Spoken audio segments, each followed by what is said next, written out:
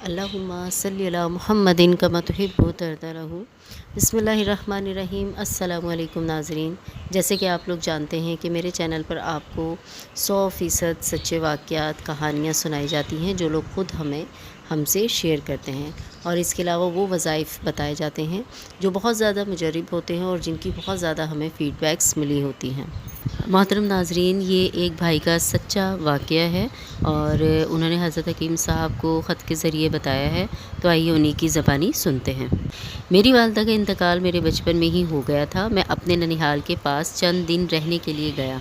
शाम को मैंने अपनी नानी अम्मा से कहा, मैं बड़े कमरे के साथ मुत्तसिल कमरा है, वहाँ सोऊंगा। उन्होंने मुझे वहाँ सोने से मना किया। बिलाखिर मेरी ज़िद के सामने हथियार फेंक दिए, मगर ये भी कह दिया कि तुम्हारे साथ तुम्हारे मामू भी सोएंगे। मैंने कहा मंजूर है। रात को मैं अपने मामूल के मुताबिक मामूल के वक्त पर कमरे में जाकर सोया और बाद में मामू भी आकर मेरे साथ सो गए। रात 2 बजे के करीब कमरे में मुकम्मल अंधेरा और सन्नाटा था कि छन छन की आवाज़ें आना शुरू हो गईं। मेरी नींद खुल चुकी थी और छन छन की आवाज़ों में शिद्दत आ चुकी थी। कमरे में धड़ाम की ज़ोरदार आवाज़ आई और यूं लगा कि कोई कदावर चीज़ है जिसके पास देग नुमा बड़ा सा बर्तन है और कह रही है, पलोठी का बच्चा और बहू दे दो और धन ले लो।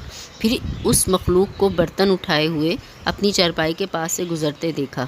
मेरी हालत मारे खौफ के ऐसी हो चुकी थी कि बदन काटो तो लहू नहीं। कुछ देर बाद वही मखलूक बर्तन उठाए सदा लगाते हुए गुजर गई। मैं मारे खौफ के मुंह लिहाफ में दुबक कर ये होशरुबा मंजर देखता रहा।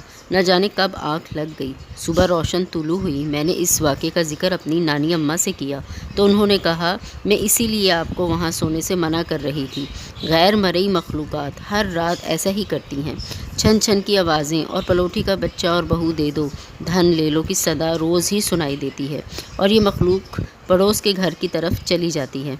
मैं चंद दिन नानी अम्मा के घर बसर करके वापस आ गया। चंद साल बाद दोबारा वहाँ गया तो नानी अम्मा से अज़राहे तजस्सुस दोबारा दरियाफ़्त किया तो उन्होंने बताया कि पड़ोस के घर में पलोठी का बच्चा भी था और बहू भी थी और वो भी ये आवाज़ सुनते थे। उन्होंने किसी आमिल को वाक़या बयान किया तो उन्होंने कहा कि जिन्नात पलोठी के बच्चे और बहू के बदले तुमको धन दौलत देना चाहते हैं। ये सुनकर उनकी नीयत में फतूर आ गया। उन्होंने उसी रात बहू और पलोठी के बच्चे को उस कमरे में सुला दिया जो जिन्नात की गुज़रगाह थी। सुबह देखा तो कमरे से पलोठी का बच्चा और बहू गायब थे और देग नुमा बड़ा सा बर्तन पड़ा था।